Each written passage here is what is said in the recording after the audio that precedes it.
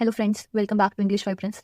आज मैं आपके लिए बहुत इंटरेस्टिंग स्टोरी लेके आई हूँ and you are going to learn new words, grammar और सेंटेंसेस को कैसे बनाते हैं। ये सब कुछ आप इस स्टोरी में सीखने वाले हैं।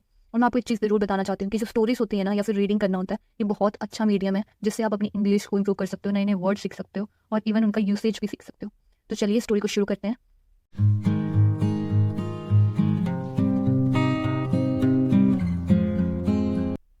आज की स्टोरी का टाइटल है द टू फ्रॉग्स, दो मेंढक। वंस, एक बार, two frogs hopped in the backyard of a sweet shop. Hopped का मतलब होता है कूदना। बैकयार्ड होता है पिछला आंगन, जो हमारे घर का या किसी भी दुकान का या किसी भी चीज़ का पिछला आंगन हो, उसको हम बैकयार्ड बोलते हैं। स्वीट शॉप, मिठाई की दुकान। तो एक बार दो मेंढक कूद पड़ते हैं, जो मिठाई की एक दुकान होती है उसके पिछले आंगन में वो कूद जाते हैं। The owner of the sweet shop used this place to make sweets. जो उस मिठाई की दुकान का मालिक होता है वो इस जगह को यूज़ करता था, क्या करने के लिए? मिठाइयाँ बनाने के लिए उसको इस्तेमाल करता था इस जगह को। Large containers full of sugar and butter were kept there. बड़े बड़े कंटेनर होता है बर्तन, बड़े बड़े बर्तन चीनी से भरे हुए और बटर से भरे हुए वहाँ पे पड़े हुए थे। There was also a large cauldron full of milk. वहाँ पर एक बड़ा सारा कॉल्ड्रन, क्या होता है? कढ़ाई, या हम उसको पतीला भी बोल सकते हैं, उसको हम कुछ भी कह सकते हैं। तो उसका मीनिंग क्या है इंग्लिश में? कॉल्ड्रन। सो कॉल्ड्रन पड़ा था, वहाँ पे कढ़ाई पड़ी थी जो कि दूध से भरी हुई थी, full of milk.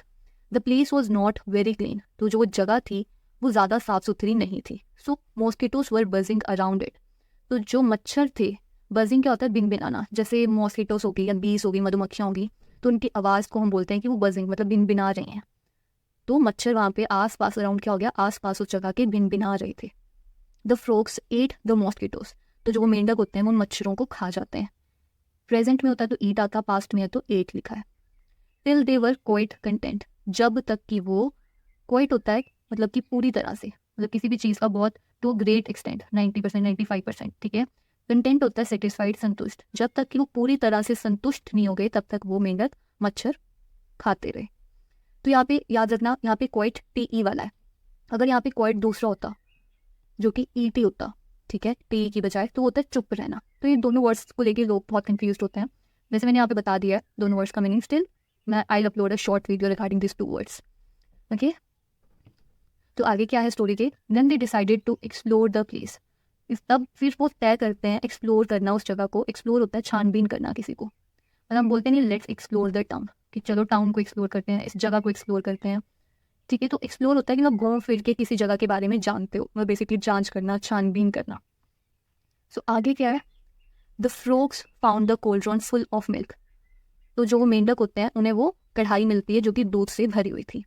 Both of them, दोनों के दोनों मेंढक, बिगेन टू वंडर, शुरू करते हैं। वंडर क्या होता है? सोचना। टाइम मतलब बोल सकते हैं कि आप I was wondering, I am wondering, कि मैं सोच रही हूँ। कि दोनों के दोनों सोचना शुरू करते हैं what kind of pool it was, कि ये किस तरह का तालाब था। Let's jump in and see, इसमें कूदते हैं और देखते हैं। Said one frog to the other, एक फ्रॉग दूसरी फ्रॉग को कहता है। द अदर अग्रीड, तो जो दूसरा मेंढक होता है वो मान जाता है। अग्री क्या होता है? मान जाना। दे जम्प्ड इन द मिल्क, तो वो उस, मतलब कि जो दूध होता है वो पतीला होता है उसमें वो कूद जाते हैं। जम्प्ड इन, उसके अंदर कूदना। एंड फाउंड दैट, और उन्हें पता लगता है it was different from an ordinary pool. Ordinary क्या होता है? कोई चीज़ साधारण हो, मामूली हो, ठीक है। कि ये साधारण तालाब से बहुत ही अलग है, डिफरेंट फ्रॉम, बहुत ही अलग है उससे। स्विमिंग इन इट, इसमें तैरने के लिए नीडेड मोर एफर्ट, बहुत ज़्यादा जान, बहुत ज़्यादा हिम्मत चाहिए, ठीक है, बहुत कोशिश करनी पड़ेगी हमें इसमें तैरने के लिए। अब आगे स्टोरी के ये है, वन फ्रॉग सेड, अब एक फ्रॉग, एक मेंढक कहता है आई एम सो टायर्ड, मैं थक चुका हूँ। I want to get out of here, मैं यहाँ से बाहर निकलना चाहता हूँ। गेट आउट मतलब बाहर निकलना यहाँ से। बट, पर he couldn't climb the walls of the cauldron.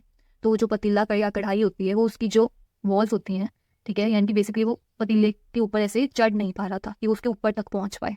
Climb क्या होता है? चढ़ना। तो वो चढ़ नहीं पा रहा था। कुड का यूज़ किया गया क्योंकि पास्ट है, प्रेजेंट में स्टोरी होती तो हम कैन का यूज़ करते हैं। अब वो क्यों नहीं चढ़ पा रहा था उस पतीले के ऊपर तक? क्योंकि एक तो पतीले की जो हाइट थी वो बहुत ज़्यादा थी, बहुत ऊंचा था वो, it was too high, and too slippery, slippery मतलब फिसलन थी बहुत ज़्यादा, क्योंकि दूर था तो उसकी वजह से फिसलन थी। आफ्टर सेवरल अटेम्प्ट्स, बहुत कोशिशें करने के बाद, ही गेव अप, वो हार मान चुका होता है, एंड स्टॉप्ड स्विमिंग, और तैरना बंद कर देता है। सोन, जल्दी ही drowned to the bottom of the cauldron. Cauldron क्या होता है? कढ़ाई, जो हमने पता किया था, बॉटम हो गया नीचे। तो जल्दी कढ़ाई के नीचे तक डूब जाता है। स्विम होता है तैरना, ड्राउन का मतलब क्या होता है, डूबना, कि वो उसके नीचे तक डूब जाता है क्योंकि उसने तैरना बंद कर दिया, इसलिए वो डूब जाता है।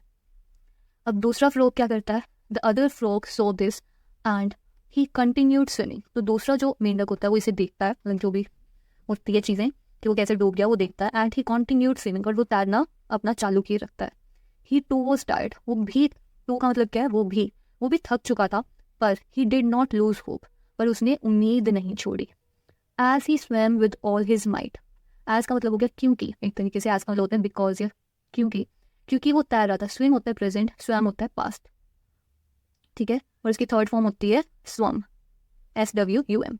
तो माइट का मतलब क्या हो गया, पावर, बल। बहुत सारी मेरी स्टोरीज में एक वर्ड आया भी है माइटी।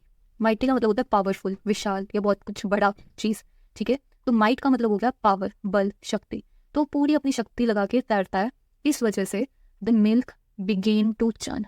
तो जो वो दूध होता है वो क्या शुरू हो जाता है, मतलब एक तरह से चर्न का मतलब होता है फेंटना शुरू हो जाता है। फॉर एग्जाम्पल हम दूध से कुछ बनाते हैं, मक्खन या कुछ भी, तो हम उसको बार बार हिलाते रहते हैं, दूध को स्टर करते रहते हैं।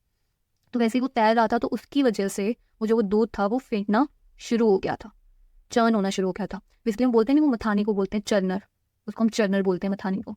तो दूध की फेंटने को हम क्या बोलते हैं, चर्न होना, ठीक है। तो चर्न होना दूध शुरू हो गया था। Soon lumps of butter were formed, lumps होते हैं गांठे, गांठ, ठीक है। तो जो बटर था, ठीक है, जो मक्खन था उसकी गांठें बननी शुरू हो गई थी। And they began to float in the milk. Float क्या होता है, काइंड ऑफ ऊपर ऊपर तैरना, ठीक है, किसी चीज़ के। तो दूध के ऊपर ऊपर जो वो गांठें थी वो तैरनी शुरू हो जाती हैं। And the frog climbed on those lumps, और जो वो मेंढक होता है वो उन गांठों के ऊपर चढ़ जाता है। उन गांठों के ऊपर चढ़ के वो क्या करता है, जंप्ड अक्रॉस द वॉल्स, कूद जाता है दीवारों से, किसकी दीवारों, कढ़ाई की दीवारों से कूद जाता है। And out of the cauldron, और कढ़ाई से, मतलब उन दीवारों से कूदता हुआ वो कढ़ाई से बाहर आ जाता है। इसका मोरल क्या है स्टोरी का, determination and patience helps one two overcome all obstacles. Determination होता है पक्का इरादा, ठीक है।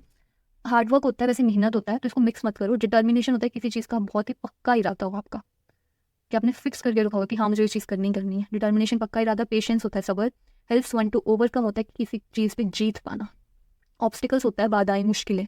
तो अगर आप पक्का इरादा रखोगे, सब्र रखोगे, ये दोनों चीज़ें आपको मदद करती हैं मुश्किलों पर जीत पाने के लिए। और अगर आप सबको ये स्टोरी अच्छी लगी हो तो प्लीज़ वीडियो को लाइक शेयर ज़रूर कीजिए और चैनल को सब्सक्राइब कीजिए। आप साल में बहुत सारे व्यूअर्स हैं जो वीडियो देखते हैं पर सब्सक्राइब नहीं करते, तो मेरी उन सबसे रिक्वेस्ट है दिल से कि प्लीज़ चैनल को सब्सक्राइब कीजिए और लोगों तक शेयर कीजिए जिनके लिए वीडियो हेल्प हो सकती है इंग्लिश सीखने के लिए। थैंक यू सो मच, जल्दी मिलते हैं नेक्स्ट वीडियो में। सी यू, बाय बाय।